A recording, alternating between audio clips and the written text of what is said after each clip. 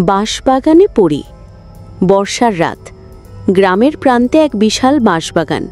দিনের বেলা সবুজে ঢাকা শান্ত জায়গাটা রাত নামলে একেবারে অন্যরকম হয়ে ওঠে।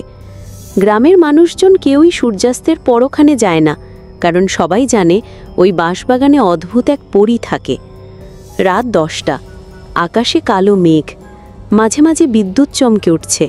হঠাৎ করে বাতাস বেড়ে যায়, বাঁশগুলো যেন কাঁপতে কাঁপতে করুণ সুরে গান গাইতে শুরু করে। গ্রামের এক যুবক, নাম রবিন। সে গ্রাম থেকে শহরে পড়ে, কিন্তু এবার ছুটিতে বাড়ি এসেছে। কৌতূহলবশত বন্ধুরা তাকে বলে, রাতের বাঁশবাগানে গেলে নাকি সাদা পোশাক পরা এক পরী দেখা যায়। রবিন হাসতে হাসতে বলে, এসব তো গাঁজাখুরি কথা। সেই রাতে একা সে বাঁশবাগানে ঢুকে পড়ে। ভেতরে ঢুকতেই তার গায়ে কাঁটা দেয়। বাঁশের ফাঁকে ফাঁকে অন্ধকার। হঠাৎ শীষ বাজানো বাতাস থেমে গিয়ে অদ্ভুত নিস্তব্ধতা নেমে আসে। রবিনের বুক ধড়ফড় করে। হঠাৎ সামনের ফাঁকা জায়গায় এক অপূর্ব সুন্দরী মেয়ে, সাদা লম্বা পোশাক, চুল কোমর ছাড়িয়ে নেমে গেছে।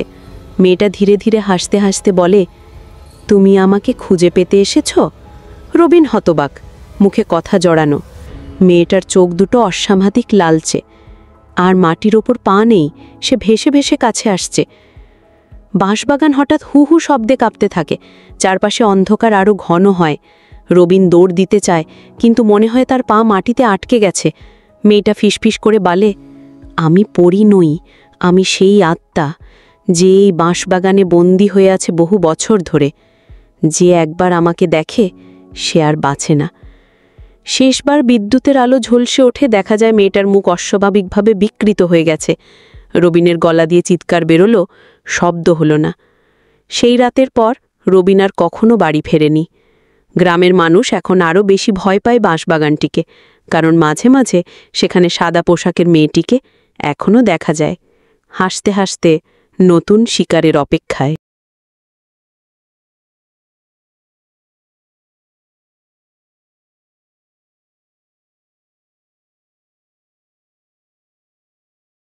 বাঁশবাগানে পড়ি।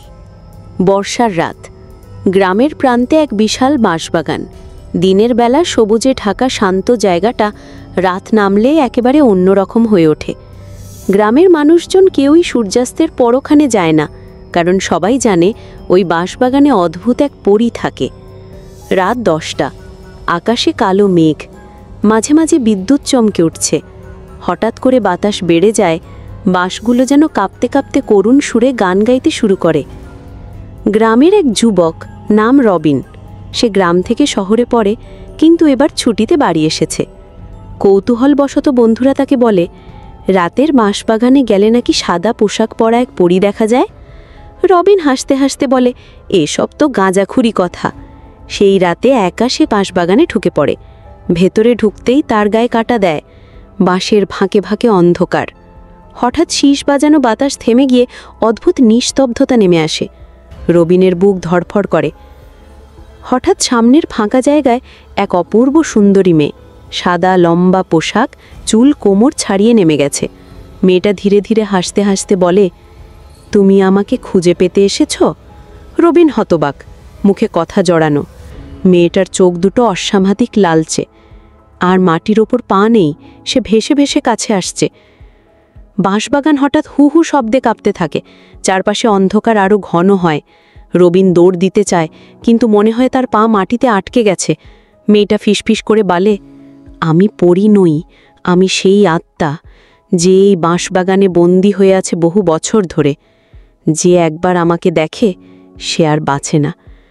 শেষবার বিদ্যুতের আলো ঝলসে ওঠে, দেখা যায় মেয়েটার মুখ অস্বাভাবিকভাবে বিকৃত হয়ে গেছে। রবিনের গলা দিয়ে চিৎকার বেরোলো, শব্দ হলো না। সেই রাতের পর রবিন আর কখনো বাড়ি ফেরেনি। গ্রামের মানুষ এখন আরও বেশি ভয় পায় বাঁশবাগানটিকে, কারণ মাঝে মাঝে সেখানে সাদা পোশাকের মেয়েটিকে এখনও দেখা যায়, হাসতে হাসতে নতুন শিকারের অপেক্ষায়।